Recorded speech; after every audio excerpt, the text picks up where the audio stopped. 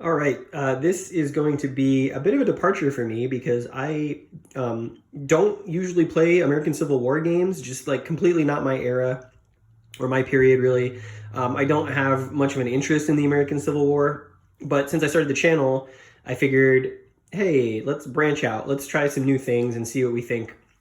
And the other good thing about this game is that obviously you can see it's very small. This is Gettysburg by Mark Herman, which came in C3i magazine number 32, I believe. And it's a pretty simple, tiny game. It'd be a nice palate cleanser after the couple of long ones I've recently played. And probably pretty good for the channel as well. So I figured I'd do it since it's a small footprint and we can probably knock it out. It's only 6 turns long, as you can see here. You can see some of the units as well. Counters are really big. Map art is feels very like period appropriate as like a map you'd find in the 1800s of the local area. Obviously, you've got sort of the recognizable geographical elements of the Battle of Gettysburg, including the town of Gettysburg here, the Chambersburg Pike, and the units that sort of kicked off the proceedings for the maybe most famous battle of the Civil War, American Civil War. So you got a couple different types of units. You've got your ground combat units, infantry units here. And they have 2 sides. They have a movement side, which is what that 4 value is, and a combat side. And that 1 is also their movement value, but when they're in combat mode, they move slower, as you would expect as they form up. So they're going to start up here. You've got a cavalry unit for the Union. And then these 2 units here, this one and this one, these are headquarters units. Every turn you're going to, well, they're not units, I should say. They're headquarters. Every turn you're going to place them on the map and potentially in different spots. The number on there is the range in hexes that a unit belonging to that side can move away from them, essentially. So you can't move outside the range of the headquarters. It's a pretty simple game. There's actually no CRT. The way combat works in this game is it's a die roll results comparison. So you roll a die, whoever gets the higher roll. The difference between the higher roll and the lower roll determines what happens to the units. And actually, I'll show you that here, so you can see that if you like both roll the same value, it's a stalemate. If you win by 1 or 2, the opponent has to retreat or get removed from the map or completely eliminated.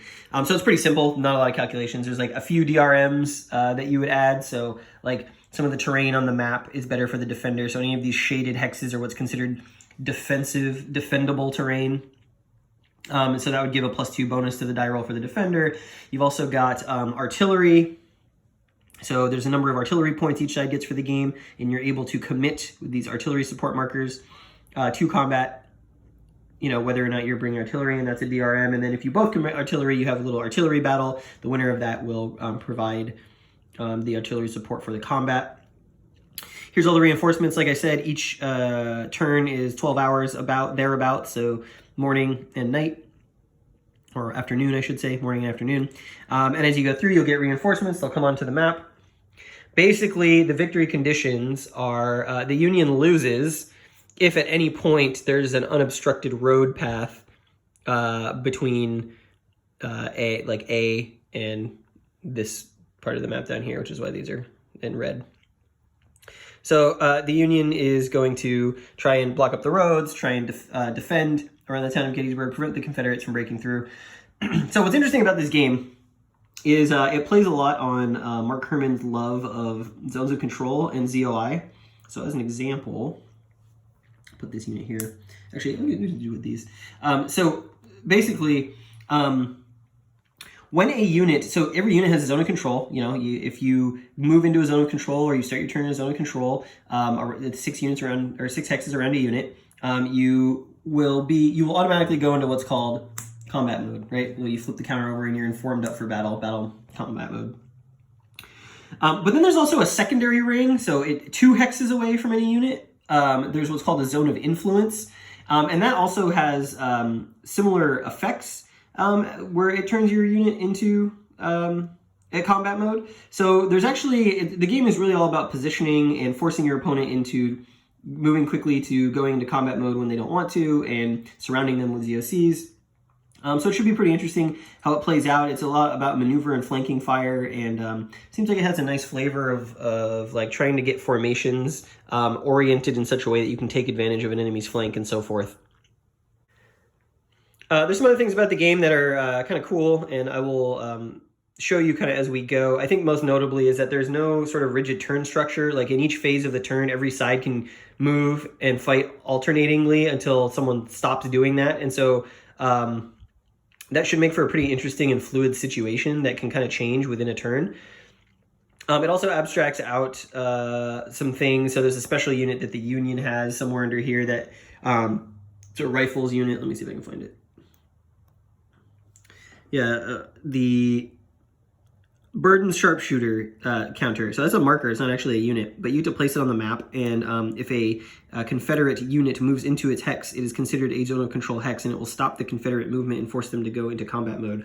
So you're trying to kind of use that as like a herding mechanism, which I guess abstracts some of the skirmishing that was going on. I'm not a huge Civil War history person, so I don't actually know a lot of the history around Gettysburg other than like the very basics. So if you have any interesting comments about Gettysburg, leave them below. So that I can learn more about this, and I'm hoping that by playing the game I will learn some more about it as well. All right, so that's what we're going to play next, and we'll get started, and I will probably just do a quick update at the end of each turn to show how the armies are maneuvering against each other. End of game turn 1, pretty easy, pretty simple. So the Buford stood his ground, Howard and Reynolds moved up from the south, they were able to keep going, Heath closed to Buford. He chose not to attack yet because there's defensible terrain here, and he didn't want to get into an artillery duel with the Union, who has more artillery points, so he's going to wait for reinforcements to come in. So what's interesting about this is he's only able to move twice, so after his second movement, he had to pass the Confederate player. And then the Union, in this game, they could keep moving units, but the number of units, the number of moves that they can make is equal to a d6 plus the number of units that are not in an enemy zone of control. So in that case, it was a die roll plus 2, because both of these guys are not in a zone of control. So they had 4 moves left, so that allowed these units to come up through Gettysburg. Reynolds, who's a good unit with these stars, those are DRMs in combat, he took up a position on this road. And Howard moved up, and he is going to try and get on the flank of Heath. Now, what's interesting in this game is cavalry cannot attack other units except for other cavalry. So at this particular juncture, Buford is just acting like a sort of defending roadblock, and he's a pretty good one because he is on defensible terrain on this ridge. He's got a +1 already on his counter. So this is where we kind of stand after the day of July 1st, I guess this is. So I guess pretty standard, or the morning, pretty standard opening for a Gettysburg game. Okay, so that's the July 1st PM movement complete. You can see that there's a bunch of new units who have come onto the board. Obviously, Slocum and Sickles have come from the east and southeast. Early came from the northeast. They've kind of met in the town of Gettysburg here. And then you've got Rhodes and Howard, who have kind of met along this northern approach. The Union basically feeling a little bit under siege here, and then Anderson and Pender have sort of surrounded Buford, and Reynolds, who is holding sort of a reserve position, has moved up into this defensible hex terrain here. So I thought I'd show you how quickly combat works. It's pretty quick. We'll do this one here. So starting with the Confederate player, they designate a combat, and units can attack more than once during the combat phase. So like if this goes well for early, he then could potentially attack someone else depending on what happens. So it's pretty interesting. You just keep going back and forth until someone passes, and then the other person is out of that. Sort of puts a forced timer. Again, it's a die roll, and then you can make that many more attacks with the side that didn't pass, and then the combat phase is over for the turn. So there could potentially be turns of lots of combat or no combat at all, as we saw in turn 1. So let's take this one here. So Early has decided that he's going to attack Slocum at this particular position inside the town of Gettysburg. So we look at the DRM, so each side is going to roll a die. So first of all, we have to check to see if there's going to be artillery support from either side. So this is the part of the game that's sort of hidden information that there's a marker, essentially. It's got artillery support, no support, and basically each side will secretly choose that. So I'm losing a little bit of the sort of fog of war here because I'm playing solo, but it's okay. So Early decides that he will call in some Confederate artillery support. I move that down on their track 1. And Slocum, who sees that Early's a pretty good unit and that he's not in defensible terrain, also going to call down artillery support. So we move down his artillery by 1. So both sides have called in artillery support. So that means we roll a die for each side. And we see what we get. We get a Union artillery, so an artillery duel, and the Union wins that artillery duel. So they have the higher number. So that means that their artillery support is going to count for this battle, and the Confederate artillery support is not going to count. Incidentally, if the Union had rolled a 6 here, or actually if either side had rolled a 6, that actually decreases your opponent's artillery support resource availability by 1, so rolling high is good. Okay, so now we total up the DRMs. So each side, again, going to roll a die. So the Union is getting artillery support because they won the artillery duel. So that's going to be +2 to them. The defender, if they were in defensible terrain, would add +2, but this is just a clear hex. And then the attacker would add 1 if there are 2 or more non-attacking friendly units in the defender's zone of control. So essentially positioning, flanking, as it were. So it kind of behooves you to, like the Union did here when they're going to attack, whoever attacks here, if they decide to attack early, will actually get a +1 for the other unit that is adjacent to their target that's not next to anyone else. So sort of our support or flanking. Well, in this case, Early does not have that, but he does have a star on his counter, so that is +1. So the Confederates have +1, the Unions have +2. We're going to roll that off. And we get a 7-7. That is a, no one won by any more than 1, essentially, or than 0. So that is a stalemate, so nothing happens in that particular combat. So that was the Confederates' first attack, and now the Union gets an opportunity to attack. So they're actually going to counterattack early. So Sickles is going to attack early. So again, we decide, do we want to do artillery support or do we not want to do artillery support? I would say here that both sides are going to, again, choose artillery support. So we'll have a little artillery duel. And again, the Union wins the artillery duel. So here now, the DRMs are, so Early is not defending in defensible terrain, so he's only going to get the +1 for his star, for his unit quality. Sickles, he's going to get the +2 for the artillery, and he's going to get +1 because Slocum is next to him, and Slocum is not in an enemy zone of control from a, because he's a non-attacking friendly unit. So that is going to be Confederate +1, Union +2. We roll off. And that, so that is a 7-3. That is a +3 or +4 result. So that means this unit Early is blown. So what that means is he gets removed from the map, and he's eligible to come back in 2 turns, I believe, somewhere near his headquarters. So we'll indicate that on the reinforcement track. And the Union have cleared the northeast approach to the city. So that's kind of how it works. I will get busy processing the rest of these combats, and we will come back and see what it looks like. So at the end of the July 1st PM turn, heading into the first night, the Union has basically had their way with the Confederates.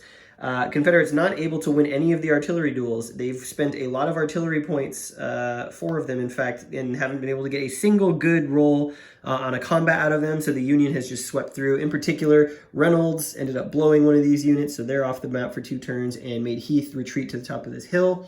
Howard won the engagement with Rhodes, even though Rhodes is a better unit. Rhodes, again, pushed back to the edge of the map on top of this hill. So, and obviously down here in Gettysburg, the Confederates were just hammered. So the Union in a pretty good spot, despite starting the game at kind of a disadvantage. The Confederates are going to get another good stack of reinforcements, and the Union is going to get the Burden's sharpshooter marker. So that could be interesting. I think in general, what you probably want to do in this game is sort of get your line and formations together to get a sort of flanking attack, to get that flanking bonus. But if the Confederates can't roll good artillery rolls, then they are going to have a very short game of it. End of the morning of July 2nd, and fortunes have turned around for the Confederates. Hancock moved up here to secure the town. while the rest of the Union kind of advanced. Unfortunately, the Confederate artillery was extremely deadly this turn and ended up causing some battles where Union soldiers were eliminated. Most importantly, Buford, cavalry unit on the road blocking that advance, he was eliminated outright. And Howard, unfortunately, was also eliminated up there in the northwest part of the map. So the Confederacy now suddenly has a wide open approach to the town of Gettysburg. The Rhodes, he made an attack but was actually repulsed. So there needs to be some reorganization here for the Union. They've got to really prevent Hancock from getting basically knocked out of this position, because then the road is open and that would lead to a Confederate victory. On this next turn, there's a bunch more Confederates coming in, 2 of which were blown from earlier turns, and then the Union are going to get 1 unit coming in. I think really the only thing working in favor of the Union right now is that the Confederate artillery resources are extremely low. They've only got 4 artillery uses left before the end of the game, so they're going to have to probably husband those for like really critical combats. But the Union has 9, so they're going to be able to use that in defense. So I'm thinking that the PM turn of July 2nd is probably going to be more in favor of the Union, assuming they can get their units into position to block the advance. So pretty much an even exchange, probably, well, not what the Confederates really wanted. There was some fighting around here. There was an attack made by Early from this hex to Slocum. Slocum actually came out better on top of that one. The Confederates really cursing the fact that their artillery support is running very low. They've only got 2 uses left, and there's still 2 turns to play. So they elected not to attack with Rhodes, even though it's a better unit. Because that attack here was disastrous. It actually eliminated Early, so that's going to be a victory point to the Union player. Johnson, who was a unit that actually came on this turn from this upper east, was also eliminated this turn. So the Confederates had some pretty disastrous attacks, but they did manage to push the Union back here. They ended up blowing Sickles' unit, who was defending in sort of these hills here. The McLaws brigade came down this road. There's basically these 2 were surrounding Sickles. McLaws made an attack. McLaws is a really good unit. And despite the terrain bonus, the Confederate artillery was effective. Sickles could not retreat, so he was kicked out of there, and McLaws advanced into here. There was another attack made by McLaws on Sykes, but the Union artillery actually came through on this one, and so that also blew McLaws. So Sickles and McLaws are going to come back on the final turn of the game, McLaws obviously being the Confederates' best unit. And so despite the progress made, and despite sort of pushing this sort of defensive line in towards the city, the Confederates now have kind of used all of their muscle. They've got 2 artillery barrages left, and there's no guarantee that if the Union uses theirs that they will actually be of effect. So the Confederates are going to have to maneuver in such a way that they can get as many DRMs as they possibly can around some of these weaker, well, really the weaker Union unit here. There are going to be some more units coming onto the map, including, let's see, Pickett's coming on this upcoming turn, Stewart, which is the Confederate cavalry, and then for the Union, Sedgwick and Pleasanton, which is another cavalry unit, are going to be entering this turn. So there'll be a lot of defensive opportunities for the Union to kind of block off space with those cavalry units. So we're moving right through it, and the Union in a much better spot than they were at the beginning of this term, where it looked like they were potentially losing the game if some attacks went against them. Well, we got a real battle shaping up here on the AM turn of July 3rd. Both armies have kind of closed across sort of a broad geographic area, and the Confederates, I think, feel this is probably their last available push that they're going to be able to make. So I figured I'd resolve the combats on camera. I don't usually do kind of the resolution and computation stuff, but it'll be quick, and it has sort of an impact on what's going to happen, and we can kind of see the game unfold, which I think would help sort of understand how this game plays. So a couple notes here. Pleasanton has taken up a position at this road to just kind of hold that crossroads to make sure that if the Confederates break through, there's not going to be a free path from the Chambersburg Pike off the map to the east and south. The Confederates, they've closed in. Right now, the losses are 2-2. So it's if we were to end with victory points, it would be a draw game, which means the Union would win. So the Confederates really want to eliminate some of these units this turn, and as such, they've set up for probably major attacks here, here. And then Hood, who's a really good unit, he's probably going to get attacked by Reynolds, and he's kind of surrounded and flanked, so we'll see if he wants to make an attack. But we alternate back and forth, starting with the Confederates, and I think for sure that Rhodes is going to attack Slocum here. So we have to see if there's going to be artillery support. Obviously, I think the Confederates feel that that is their best bet. They are going to commit some artillery. So is the Union. And we shall roll off to see what goes down there. Who has the higher roll? The Union has the higher roll. So again, the Union artillery is triumphant. As far as DRMs, the Confederates get +1 for Rhodes himself, and then another +1 for the 2 flanking attackers in the defender's zone of control who are not attacking. Therefore, the Confederates are +2, and the Union, with their artillery support, is +2. So it's an even roll. Let's see what happens. That is a 4-3, which is actually going to force Rhodes to retreat. Unfortunately, 4-3 for the Union. 1, 2, 3. So that didn't go. That didn't go as well as they planned. That was kind of a waste of an artillery point for the Confederates. Now it is time for the Union player to go and declare any attacks they are going to make. So there is a temptation here for potentially Sykes to attack Heath, because if he can push him back, then suddenly this attack becomes less powerful against him. There's also the thought that maybe Reynolds can attack Hood here, and that might drive a dagger into sort of the Confederate hopes of offense. I think let's start with Sykes. Sykes is going to make an attempt on Heath here. Sykes, and so we'll have to go to the artillery support. The Union will commit artillery. The Confederates only have 1 artillery piece left, so they are actually going to save theirs. They're not going to use it. So that's going to give Sykes a +2, a +3 for his unit quality, and we roll. The Confederates have no DRMs. That is a 6-1. The Confederates continue to roll very poorly. So that is a +5, so that's actually just going to eliminate Heath. He is eliminated from the game. That's a point for the Union. Sykes actually, normally he would take ground, but he is in the zones of control of other units, so he's going to stay where he is. We go back to the Confederates. They have a decision to make now. Originally, they were going to attack Sykes, but that didn't go so well. Hood could maybe attack Sedgwick. See if we can draw off some of the Union artillery. Let's see. What do the Confederates want to do? Okay, yeah, we're going to try it. They're kind of desperate, so they got to get something. So Hood's going to attack Sedgwick, hopefully make his defense against Reynolds a little better. So Hood is going to attack Sedgwick. Is there going to be artillery? No, the Confederates need to save their artillery for next turn. The Union has artillery. They're going to use an artillery piece there. So they're down to 3 artillery support resources left. So both sides are +2. It's a fairly even roll. Not the best for Hood, but he's going to see what he can do. That is a 8-5 for the Union player. So Hood is actually eliminated. He would be blown normally, but we have not enough turns left in the game. So just a disaster, as it has been the entire game. The Confederates rolling extremely low. I'm actually not convinced that this die I'm using for the Confederates isn't somehow flawed or loaded in some way. But such is life. The Union is now going to decide whether they're going to attack, and I think they're feeling it right now. You know, they could maybe actually end this. So, you know, let's have Hancock attack Anderson at this particular juncture. And in terms of artillery, the Confederates probably not going to use theirs. The Union, sure, why not? We're getting into even artillery territory. So that is a +3 for the Union against Anderson.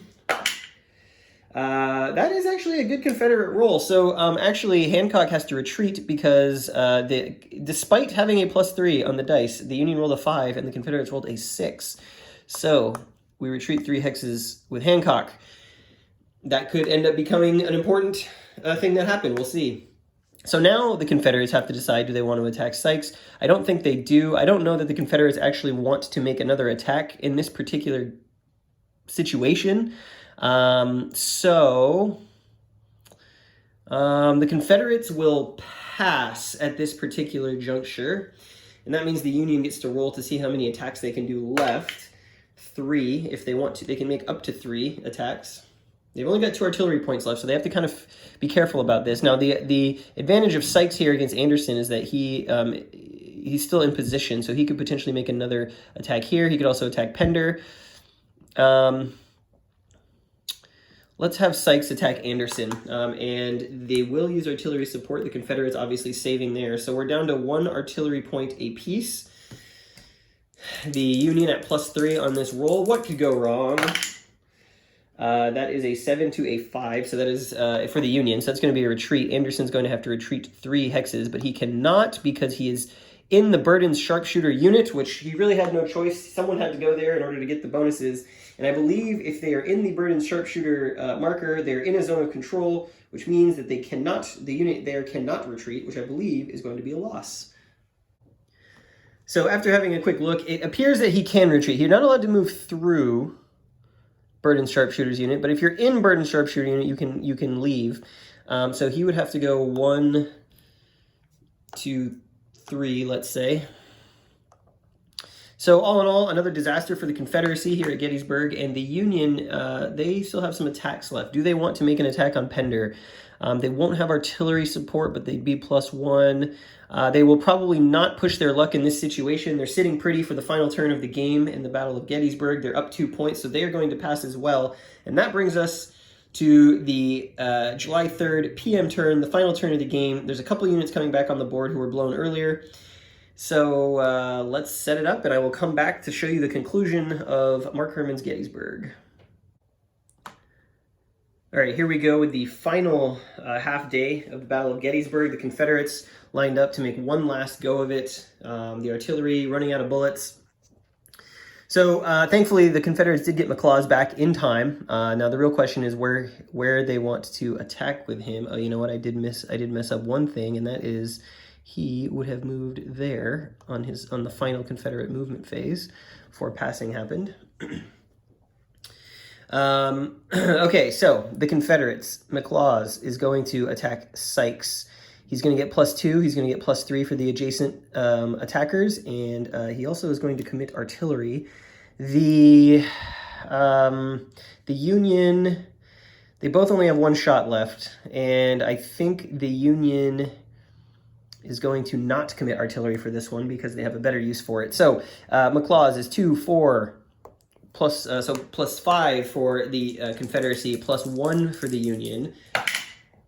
That is a 6 to 4. That is unfortunately only a retreat result. Again, the Confederates rolling extremely poorly. 1, 2, 3. Sykes retreats. McLaws advances. Now that could be significant because McLaws can now attack again later in this phase against Slocum, assuming that he doesn't get out of there. The Union at this point, do they want to make an attack? They've got 1 artillery piece left.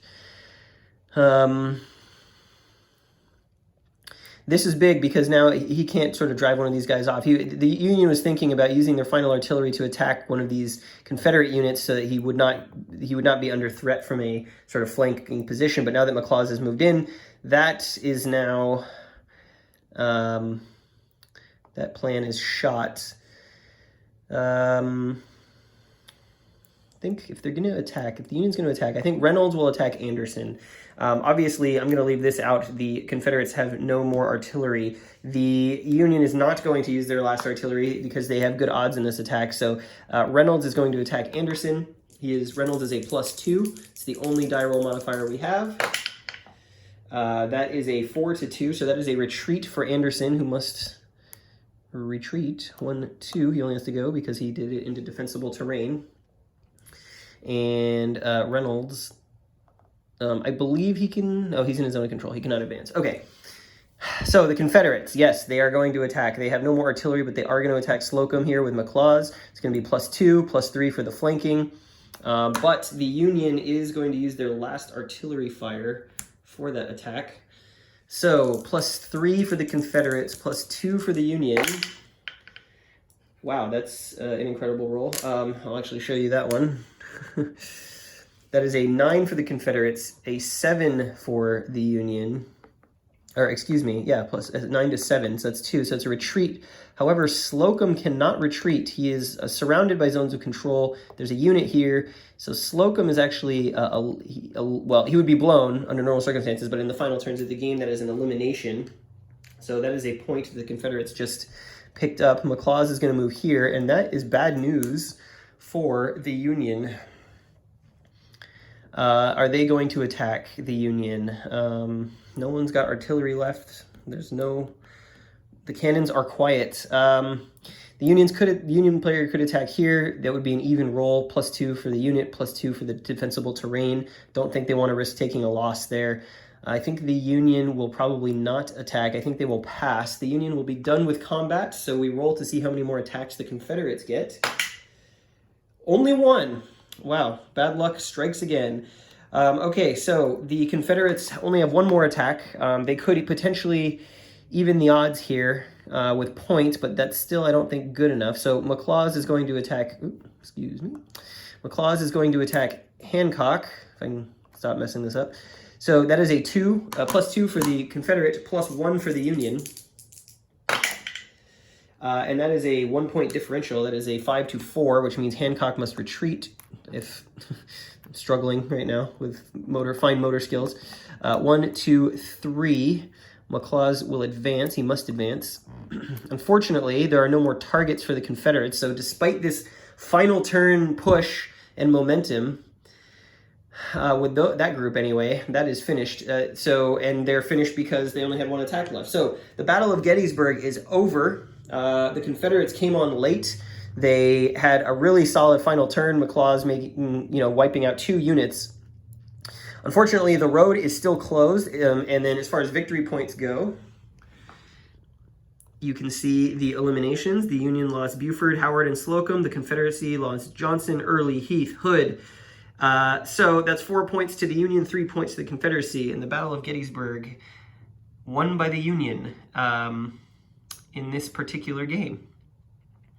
Well, all right. So that is Gettysburg by Mark Herman from C3i, number 32. It's a fun little game. It's definitely an emphasis on maneuver and positioning.